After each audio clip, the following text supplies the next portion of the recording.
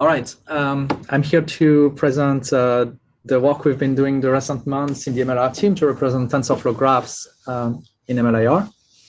And so as a quick disclaimer, this is the compiler team work, and it is still early work and not like final. So, but it's still a good indication of where we're going with the compiler overall.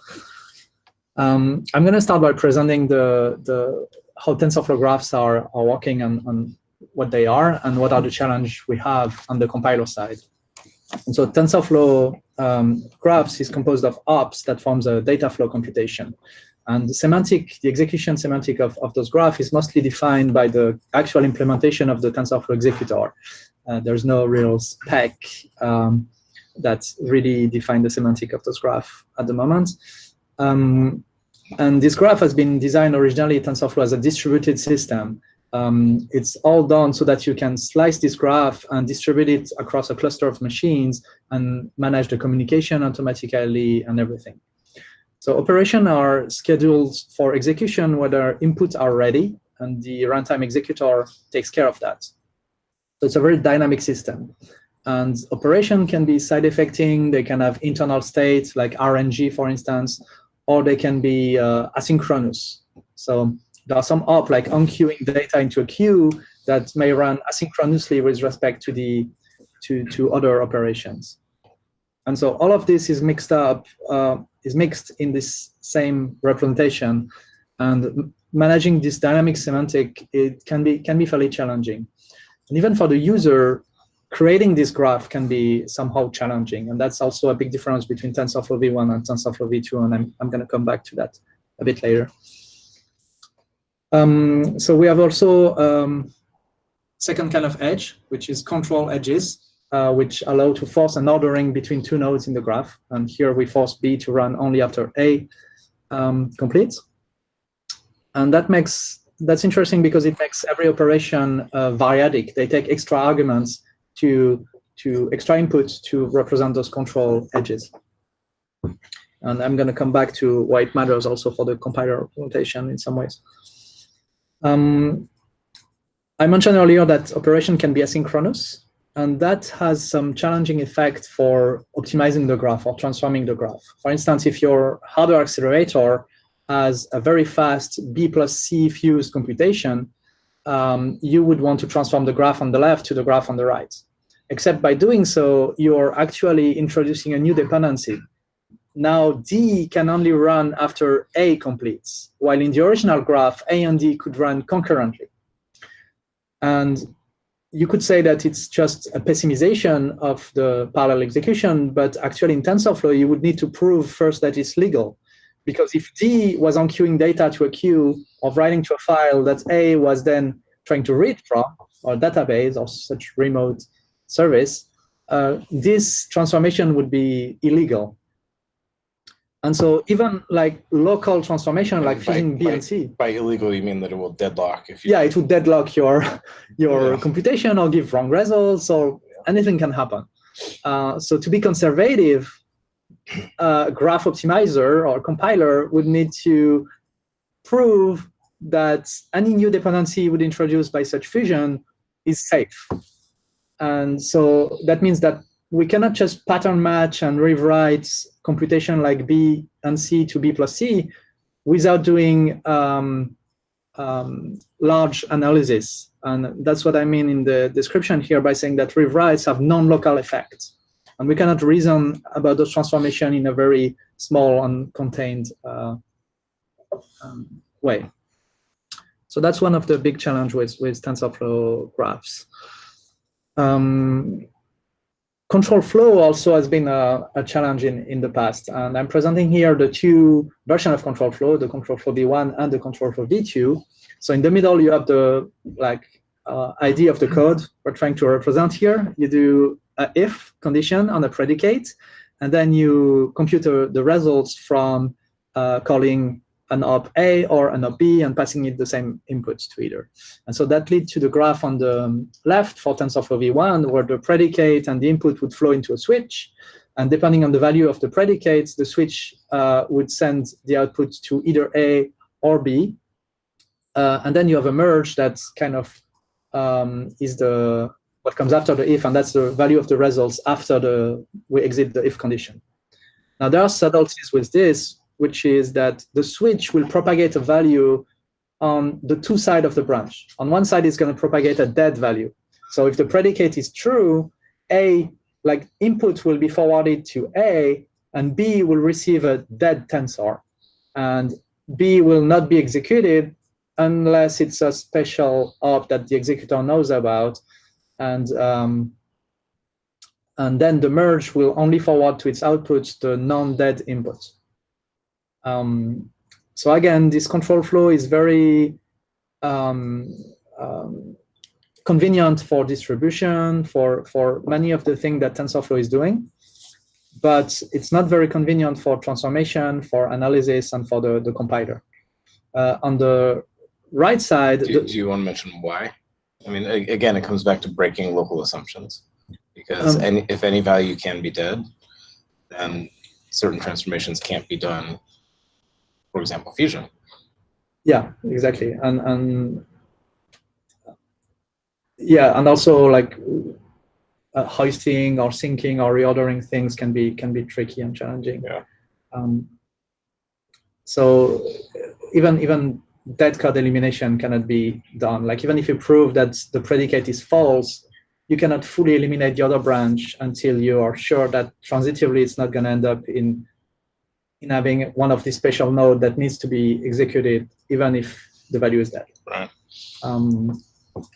So in fact, the semantics are that all nodes execute, but possibly having dead inputs and just sort of being ignored. Yeah, if they have dead input, they just get squished. Yeah, most of the time. Yeah, actually. Oh yeah, exactly. Let's not even get into the special cases. The executor is hard-coded to handle specifically some nodes. So you cannot write your own op that will handle that value as far as I know. But again, I'm not super expert in this. And I have a link at the bottom where Sanjay brought some nice analysis of issues with control flow and mapping it into XLA. And XLA, which is the compiler, one of the compiler in TensorFlow today, express control flow in a functional way. And that's a good thing because that's what TensorFlow 2 is doing as well. The same code would be expressed in a functional way on the right here, where the predicate and the input would be fed to an if node, and the if node would reference 3 different functions. And I represented the function at the top. They would be in TensorFlow represented as graphs. I just, for simplicity and because it didn't fit on the slides, I just brought them in line. The condition would just be a path through here, written in predicate. The true branch would call A, and the false branch should call B. So there's a typo on the slide. But the semantic of this node is that if the predicate, it's going to pass the predicate and the input to the condition function. And if the return value is true, it's going to pass those 2 values to the true branch. If the condition function returns false, it's going to pass those values to the false branch. And the results of this call will be then passed to the output. All right. So to summarize, TensorFlow graphs are more a view from the executor point of view, very dynamic, very organized for scheduling nodes. So TF 2.0 no longer generates the control operators like next, iterator, comma, merge, etc. Right. So we are a bit in between 2 worlds today. The Python front end for TensorFlow 2 will always emit functional control flow. It will never emit this control flow V1, next iteration, merge, enter, switch. There's like 7 ops, I think, that are very specific to TensorFlow V1. However, TensorFlow goes through a sequence of graph transformation, and one of the in the late part of the pipeline of graph transformation, the functional control flow is turned into this V1. So all functions are in line. The if node is turned into a sequence of switch and merge. While loop are expanded into this next enter, next iteration, exit flow.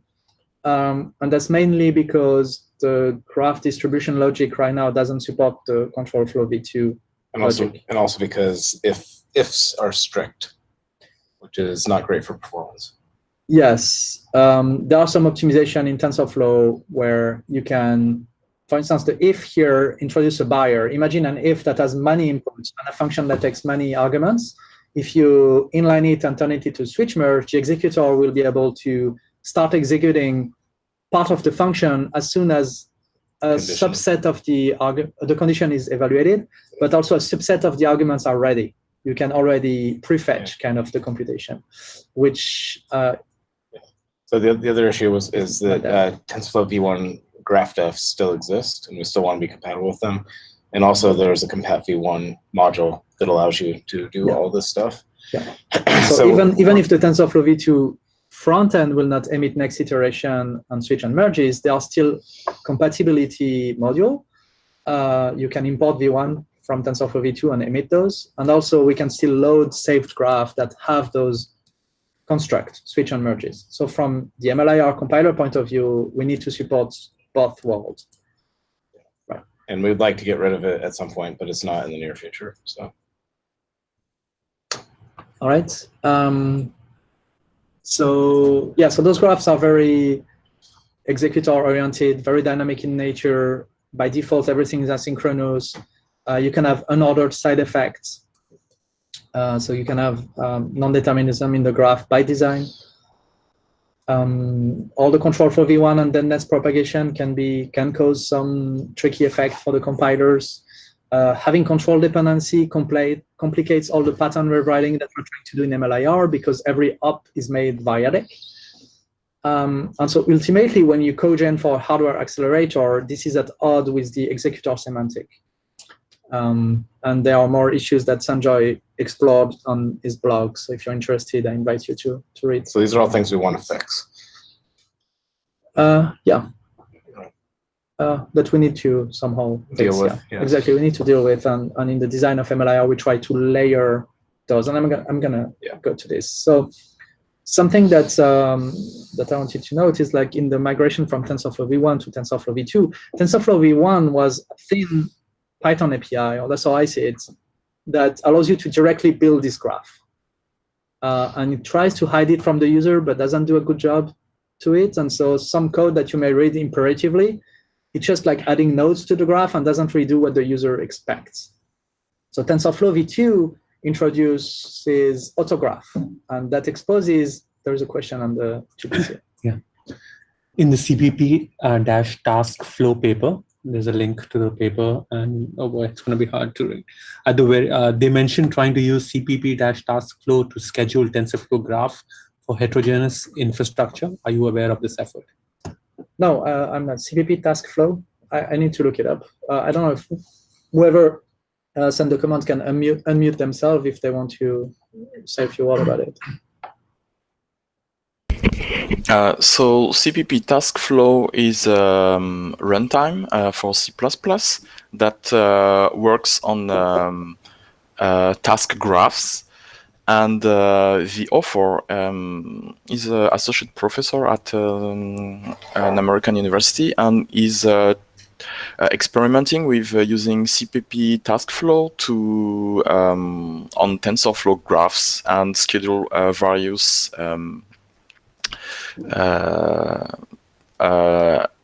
deep learning related workflow. What heterogeneous hardware is he scheduling?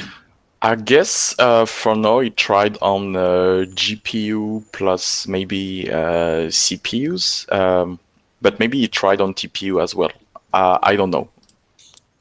I'm interested to hear more about it. I'm first time I hear about it. So. The GitHub is really great. Like you have everything. It's probably one of the best presented GitHub on Earth, I guess. If you don't mind, you may add the link to the agenda page so that everyone has it in the notes and it's gonna. Sure. Thank you. All right. I'm gonna resume autograph. So autograph in TensorFlow 2 is a possible way to expose a more natural way for Python programmer, an imperative way of expressing a computation. And so you can write the Python code that is on the left side, and autograph will operate on the Python AST, as far as I understand, and turn it into the code on the right side. And that's hidden from the programmer. That's the framework that does it, but it's gonna do exactly as if you wrote this and targeted the TensorFlow API this way.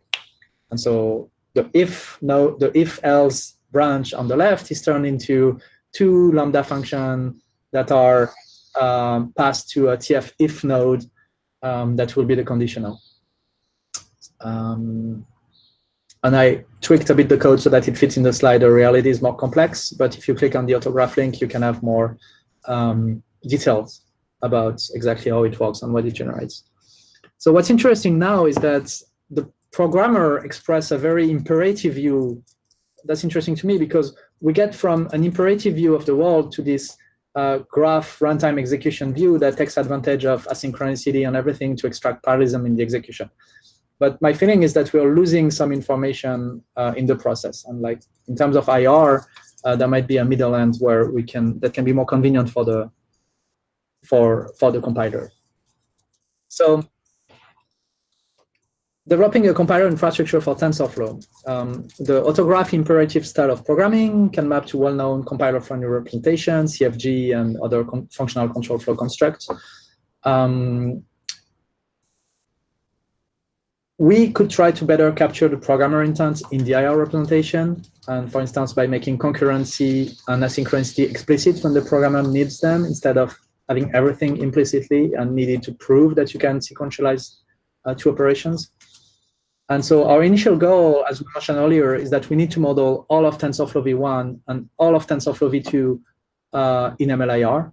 And so what we've started to do the recent months is design some dialects that allows us to round trip every TensorFlow v1 and v2 graphs into MLIR and back into the TensorFlow graph depth representation. And we use this round trip to validate at least that our representation is complete. At the same time, what we did is design a 2 dialect solution.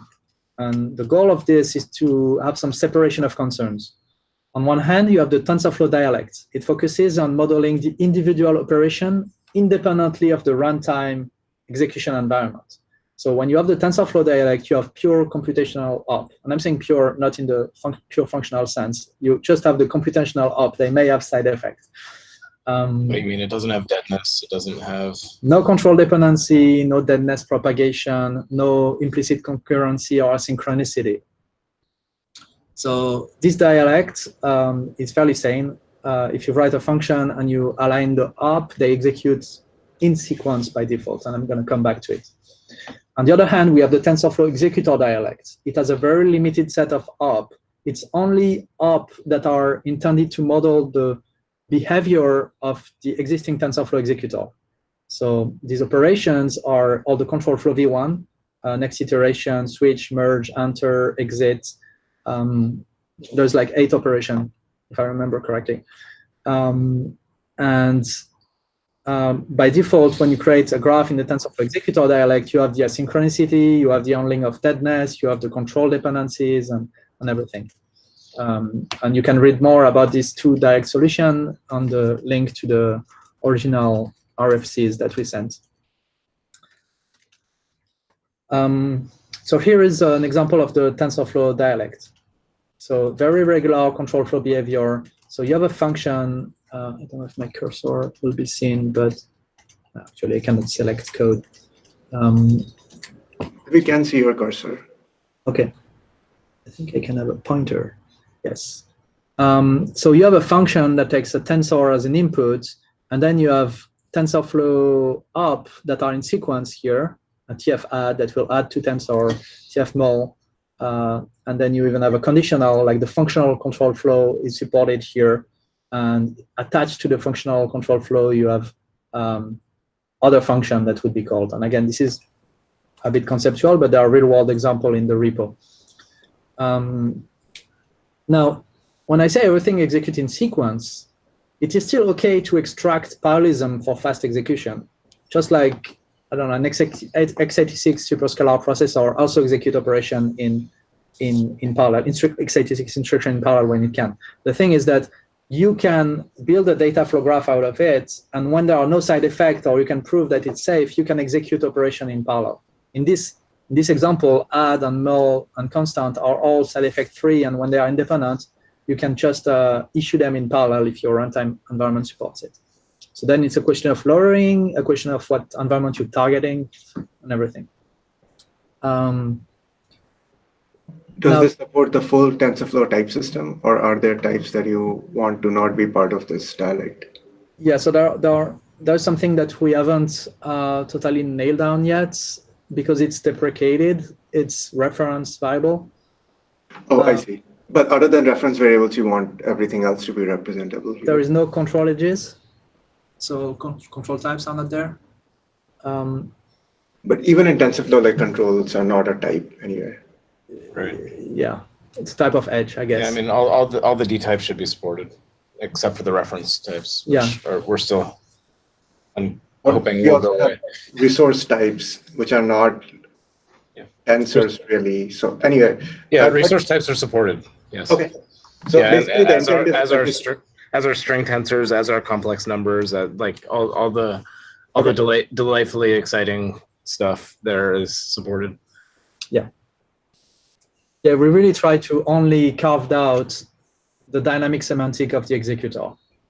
Okay. That's the thing we try to carve out of this dialect. And we're trying not to limit what the ops can do. I mean, there's separate discussions about maybe the ops set in TensorFlow isn't ideal, but for this effort, it's just embracing the world as it is because we want to be compatible and we want to be able to make sure that we can move the world forward without splitting it in half again. But you would still sort of not support ops like NQDQ, for example. Not in this dialect. And yes. I assume Mehdi's going to get to it. Well, actually, onQ and DQ could be in this dialect. It takes a Q as an input and onQ a data to it, right? Oh, yeah, but I think what Sanjay's pointing out is, so you're talking about the concurrence onQ, DQ? Yeah, so you probably don't want to fuse together multiple NQs and DQs that may have to run concurrently into one ordered function. That would be an illegal use of this. Oh, I think there are two questions here, right? Can NQ and DQ be represented in TensorFlow Dialect? The answer is yes, that's how they're represented. Now, do we want to serialize them if they want on this work on the same queue? No. And that's why we have the concept of island, which is coming up. Yeah, unless there is a, so for instance, in TensorFlow 2 autograph, if you write a loop that onQ and then you have another loop that DQ, you would have automatically control dependencies inserted. Like those loops would run in sequence. You would have first have the loop that onQ everything and then the loop that DQ everything. That's what autograph would generate as a code. And so putting all that into one function like this would be safe. Right. But you could do it only if you already have the control dependencies. So one way to see this is that you can lay down operation here is the same as saying implicitly you have control dependencies between those op in the original TensorFlow graph. There are also some other more problematic cases where the op itself keeps some state inside the op, and that I think might be difficult to represent.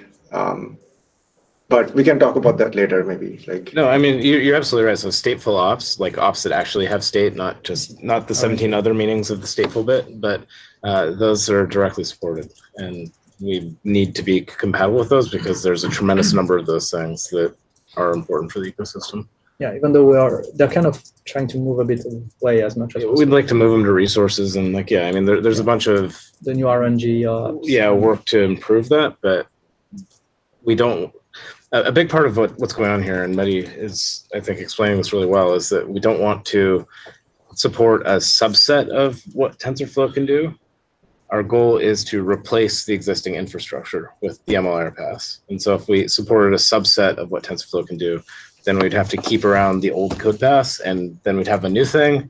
We have a deprecated thing and a thing that's not ready yet. And we don't want to be in that world. We want to be in a world where we can embrace all the weirdness and then move forward. I mean, I totally understand that, for example, the old stateful RNG can be supported in the TF Executor Dialect, but in a sort of this CFG style, totally ordered dialect, it might be weird to support it because it's not just that when you call it, it modifies some state. It's almost like the instruction itself packages sort of a global variable with it. Yeah, sure. And you can't like unroll loops and things like that. So let me ask Mehdi the question then to answer that way. are all those stateful ops in the executor dialect? No, they are in the TF dialect today. Right. I guess we need to explore a bit more what you mean by we cannot unroll loops and those kind of things. Yes, I can. It's probably not. This is probably not the right venue. Basically, it's illegal to duplicate the op. Yeah, exactly. Because every op has its own global variable. That's what you're saying. The global variable is not global; it's private to the op. Yes, the same it's thing private to the exists. op kernel, basically. The same thing exists in really weird places in LLVM too. Sure. I think it's only, it's illegal from the TensorFlow way of instantiating the op, executing them, etc. Right? That's what you're saying. So it all depends on what you're targeting. That's true. That's true. If you compile it down, then maybe there's some clever way to make it work. Right. So then I think what you're getting at is like some transformation you can make here to go, if you have to go back to a vanilla TensorFlow executor semantic, some transformation here may cause trouble, or maybe not legal, or maybe not, right? Yes. Well, I mean, I think that in addition to having a semantic for like what the control flow is and how execution happens, you also have to know the semantics of the ops. It's like you have to know that something is side effect free before you can come and subexpress eliminate it, for example, right? And so knowing whether something's side effect free or not is important. Also knowing if it has internal state is another one of these bits. And if you have internal state, then you can't obviously just delete it or duplicate it. So the question is, how is side effect represented in TF dialect operations? So right now in MLIR, we only have a single bit side effect or no side effecting that we infer from the op registry in TensorFlow. Unfortunately, this makes multiple kind of side effects, and we are still working. We don't have a concrete proposal yet for the modeling of side effects in TensorFlow, but for instance, assigning a value to a resource variable is something that will only write to one of its input arguments. It's very different from a stateful RNG op that has its own internal state that is modified every time we execute it. And so we have someone working on, I think Andy, you will work on. I'm still looking through the ops and figure out like how to redefine this no side effect, because it encompasses too many things, as what you mentioned before. Yeah. Right. So we are working on it. We don't have anything concrete yet. I'm sure we're going to send an RFC at the time where we have some finer grained side effects modeling for TensorFlow. But we want to try to compartmentalize those up in buckets so that we can manipulate them safely and more efficiently. Was there any other question on GVC? We're good? All right, so executor dialect. The graph on the left can be represented with the function on the right. So at the top level, we have a TF executor graph. That's where we enter the executor semantic. That means that now in this region, that MLIR region, we here create a block that has TensorFlow executor operation, and those operations execute concurrently, possibly, as soon as their input are ready. So the way we do it is that we wrap every TensorFlow operation its own island, and an island is a unit of execution of scheduling for the TensorFlow executor. So here we have one island for A, another island for B, for C, and for D. And island can hold the control dependencies. So I didn't insert one here, but if we wanted to add the control dependencies between A and B, the island, so the control token here that is written by the first island would be consumed by this second island, creating this ordering between the two.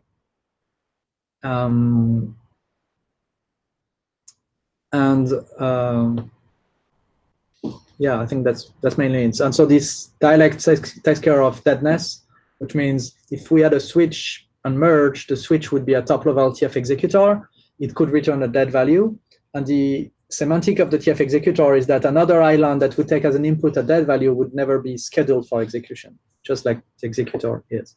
But the dead values are not materialized in the type system. It's implicit, and it's limited at this in this direct region, for this operation. It doesn't propagate inside an island. So inside an island, you have the regular sequential semantic.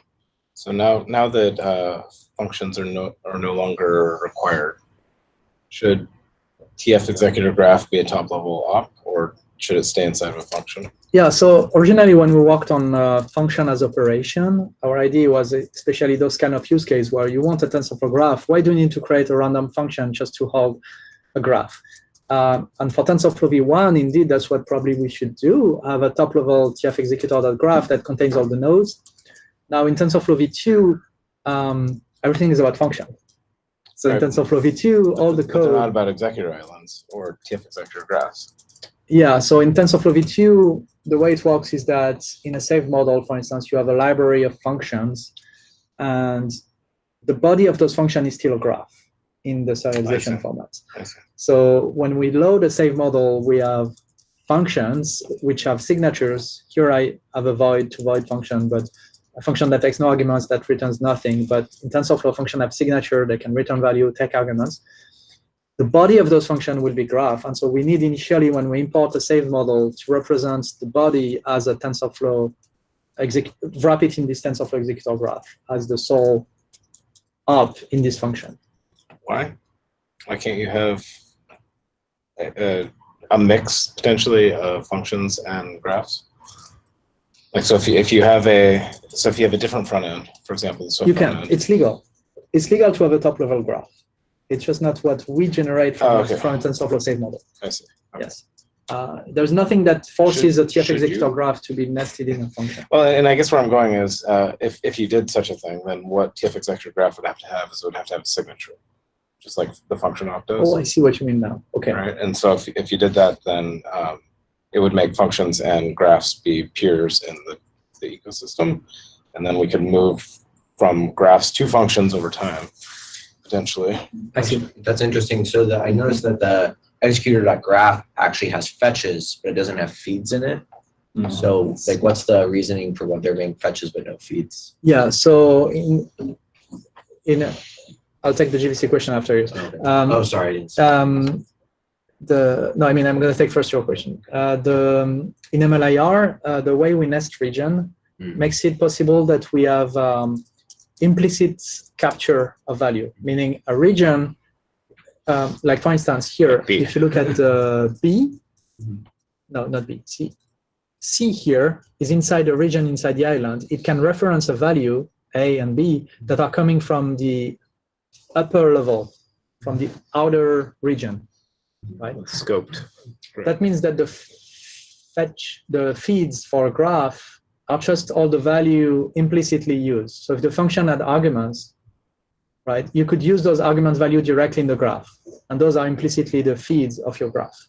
So if there was an edge from like D to A here, how would like the implicit capturing work? Is it based on like lexical dominance here?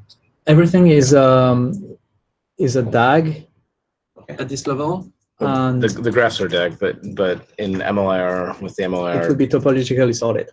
Yeah, so it'll be topologically sorted. But yes, lexical dominance is how scoping works in MLIR. There are a couple of questions on the GVC. Should we go in? Yeah, let's go ahead. Okay. The first question is, how is ordering edge of TF mapped to MLIR ops?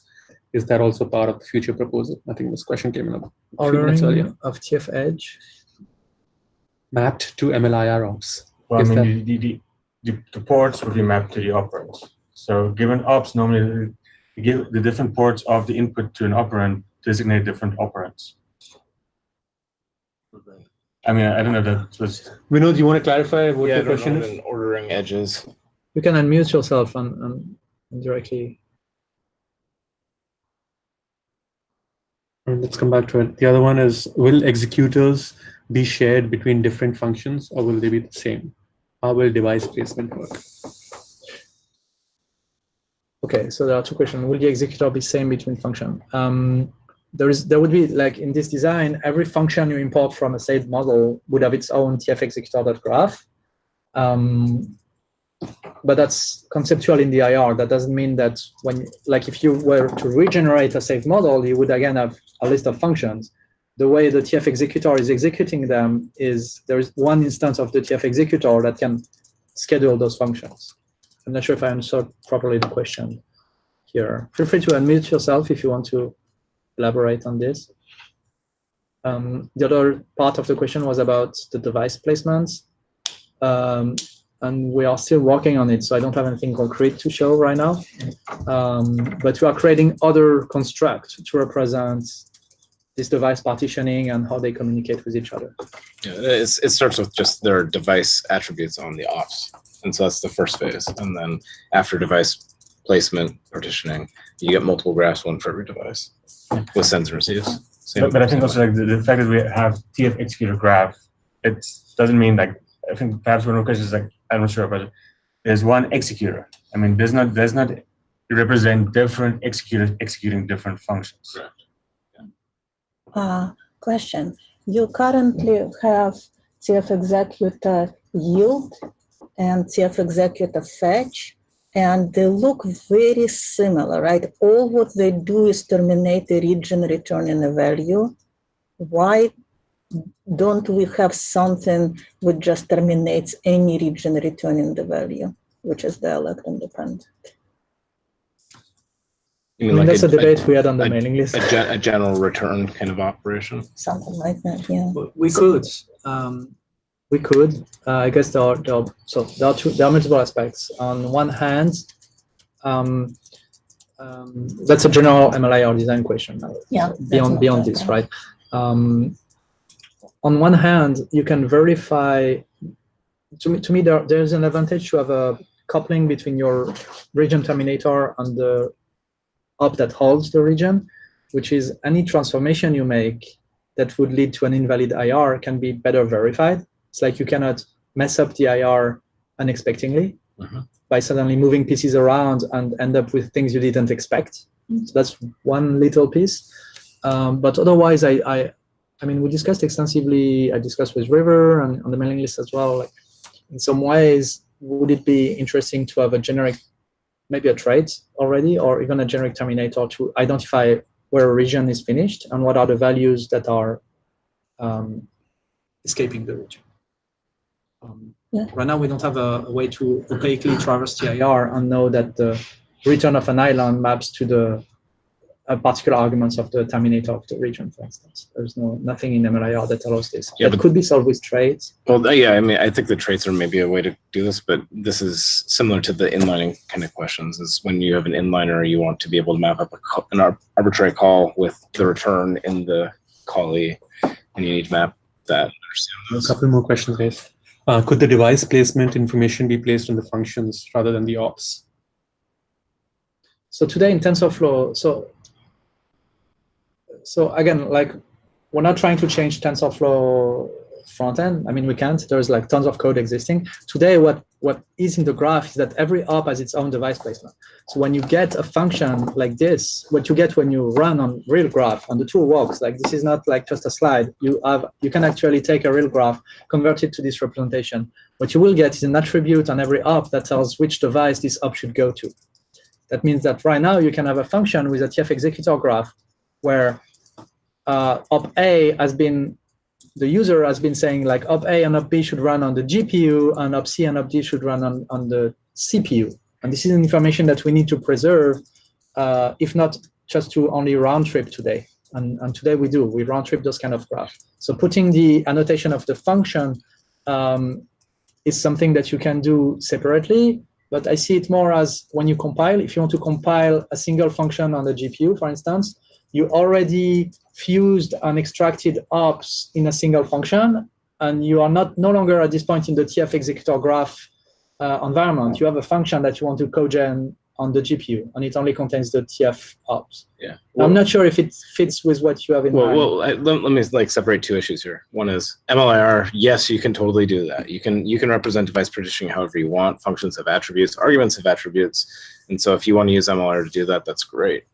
But the content of this talk is how we are using the capabilities of MLIR to model TensorFlow graphs specifically. Yeah. And so the modeling of TensorFlow graphs specifically is about meeting TensorFlow where it is.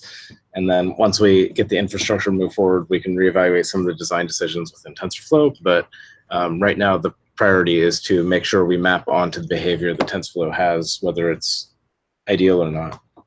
So if you're working with your own graphs or you're working with a different system, then you can use MLIR to do device placement in lots of different ways, and that's fine.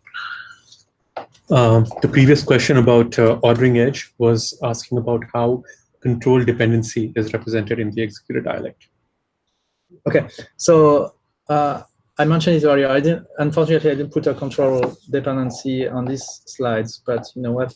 I'm sure I can do it directly. And so, for instance, this op here is in an island that returns a control token. And so this is a control value that can be taken as argument by the island. I forgot if I need parentheses in the syntax or not, but basically this is it, right? So when I do this, I just added a control dependency that says B has to run after A. All right, seems like it fits. What did David was saying? Make sure that doesn't get out of date with the diagram. David says, after lowering onto a single device, would the graph passed to the backend be consistent? So backends don't have to do the partitioning. I think you're going to talk about island coarsening. Yeah, I'm going to show island coarsening next, and then you're asking, I think, about the backend interface, what the backend would get, which is still something that is in progress, and I'm sure we're going to have a discussion about it in the coming weeks or next months. I think it's fair to say that our goal is that most accelerators, unless they're super exotic, should not have to think at all about islands and should not have to think about the executor dialect. Yeah. The goal it all is comes back after. that you think about the stuff inside, because that's what we've designed to be good for compiler analysis transformation, and that's where you can do fusion and other things in a much more sensible way. Yeah. There was one more question that we missed earlier. He feels that this is quite similar to pipeline execution based on execution dependency. Do you have something similar to TBB for partitioning? No, this is mapping. This is mapping onto the existing design of how TensorFlow works. There are many task-based distribution and many task-based dependency tracking systems. And so this is ours. It's got a long history, and you can read all about TensorFlow and where it came from. But for the purposes of the discussion here, we're not talking about the ideal way of representing concurrency or the ideal way of representing task-based distribution. We're talking about how best to model TensorFlow specifically.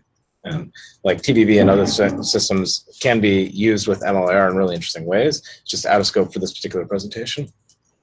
Yeah, exactly. It's like we're not trying to map a TensorFlow graph that is the actual internal representation of the executor into another runtime environment, which would be TBB. Yeah.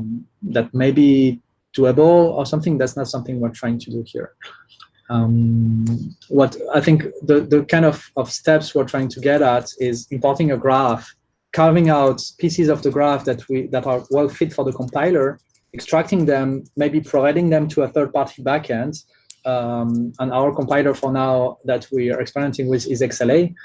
So carving out pieces, converting them towards an XLA dialect, exporting them to XLA, and getting the results back into a form that we can fit a piece here and integrate in the current runtime environments. Yeah. That allows us to make a step forward in the existing stack. Yeah, without losing generality. And I think that's a big piece, is we don't want to say that stateful ops are unsupported or string tensors are not supported. We want to support everything and then allow accelerator backends to pick the subgraphs that they're interested in and be insulated from the wackiness of the executor.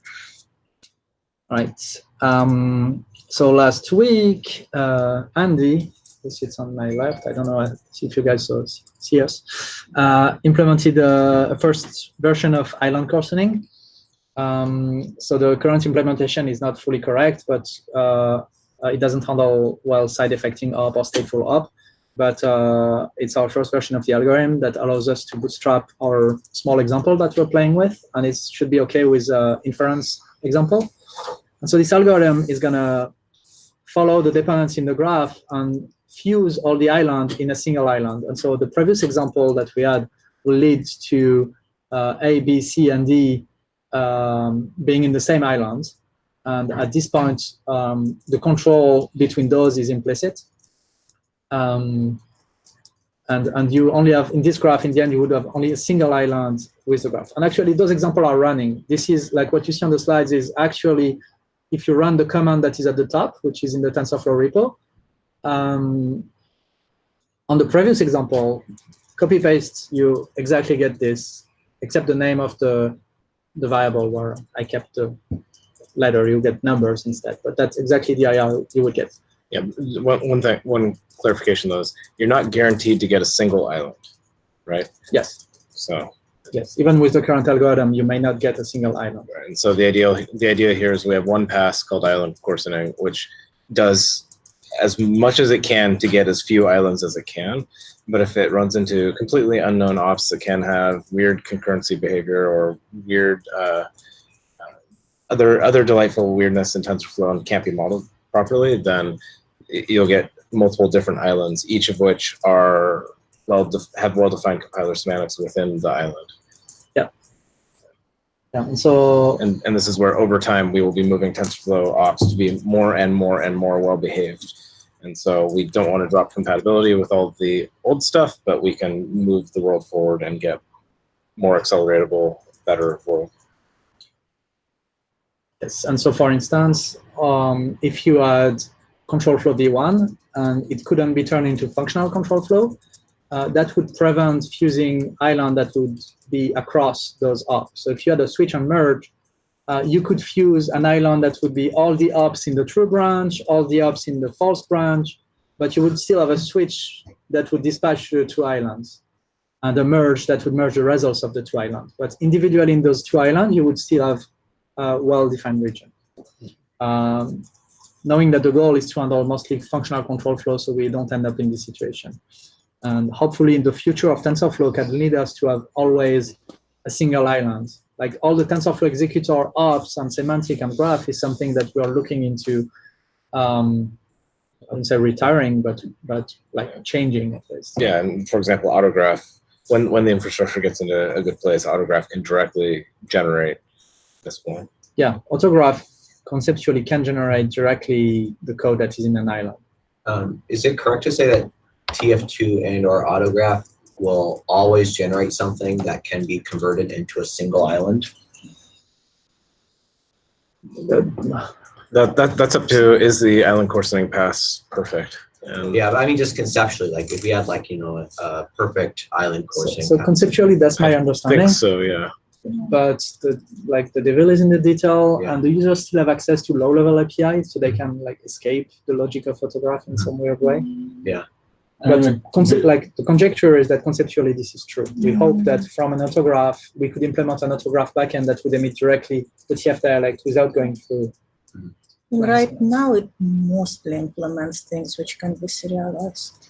Yes, that's the conceptual intent of TensorFlow 2.0, as I understand it.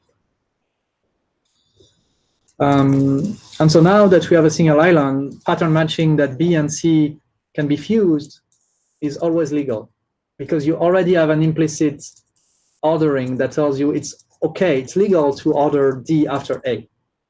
So fusing B and C in the single op is something that you can do with a local analysis, and you don't need to look at the full graph to see if you are introducing a new dependency. So that's the main advantage of being in an island now. That's my last slide. So kind of our goal on where we are, where we're trying to go. We're trying to unify the TensorFlow graph and compiler framework infrastructure through some MLIR dialects and passes. And right now we are actively working on prototyping a replacement of the TensorFlow to XLA bridge through a sequence of MLIR passes to implement the transformation. And the second phase of the bridge, for instance, is converting, when you have formed all those islands and carved out what you want to be your XLA computation in a separate function, it's converting those TensorFlow up to XLA HLOs. And we have a dialect that represents XLA HLOs fairly accurately. It's not totally complete yet, but it's getting there.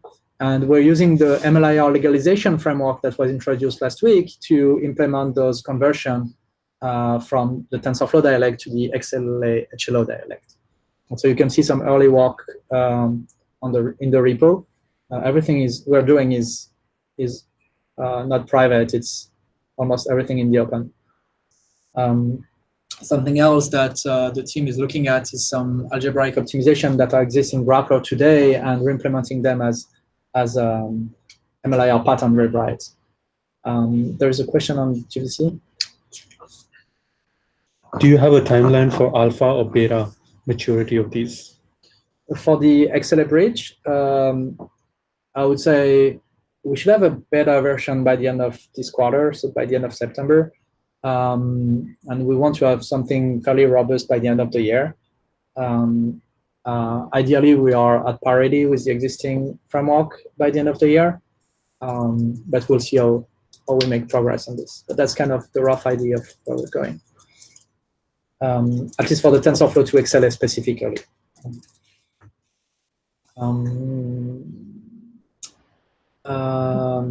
So we are thinking about multi-device representation, device partitioning, XLA style replication and partitioning as well, SPMD style of optimization and computation for cluster of devices. So there is work in progress in this area, but we don't have anything concrete at the moment. We're also thinking about like how we want to evolve the HLO dialect. I'm designing an HLO-like dialect that would be an optimization-friendly intermediate dialect that would be common to multiple frameworks and suitable for any heavy ML workload and beyond, hopefully. This is something that's not, so these are things that are not today priorities, but things that are looming and we'll want to figure out over the coming months. Yeah, exactly. So we're interested to talk with people that already have similar framework to XLA and HLO and see how we can find maybe commonality and things that we can share to build an infrastructure that can, not roll them all, but like take the best of all and hopefully lead to collaboration with everyone else on those kind of things in MLIR. And there are cogen aspects in MLIR also, where we're trying to bridge the gap between the high level. Right now, the work we're doing on the TF-XLA is like going to HLO.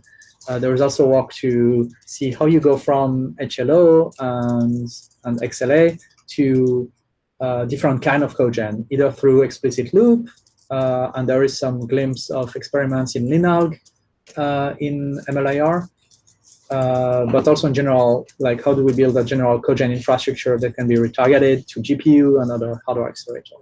As well as fairly early work for NVIDIA GPU cogen, for Vulkan integration, and a bunch of other stuff that's happening. That's it. That was good timing. Yeah. Do you want to, because on the community open topics, you had something, right? Vulkan runner for testing, SpearV. Yeah. Is there anything else on this? So I cannot display the agenda, but hopefully you guys can see the agenda online. I did an item, which is a call for contribution. We have a SpearV dialect that was started by Lei and that has been contributed by Dennis and Mahesh. It would be great to have a runner to be able to test this dialect. So the SpearV dialect is like NVPTX. It can allow to create kernels, GPU kernels. And for CUDA, we have a CUDA runner where you can write some MLIR code and have it run on an actual NVIDIA GPU. And it would be great to have a runner for exercising our SpearV path so that we could write SpearV kernel in MLIR and try to run them on real hardware. So we created a GitHub entry. If anyone is interested, you can like discuss this on GitHub. Right, perfect timing, guys. Thanks, guys. We'll see you next week. Thank you, everyone. Thank you. Thanks, Maddie. Stop recording before we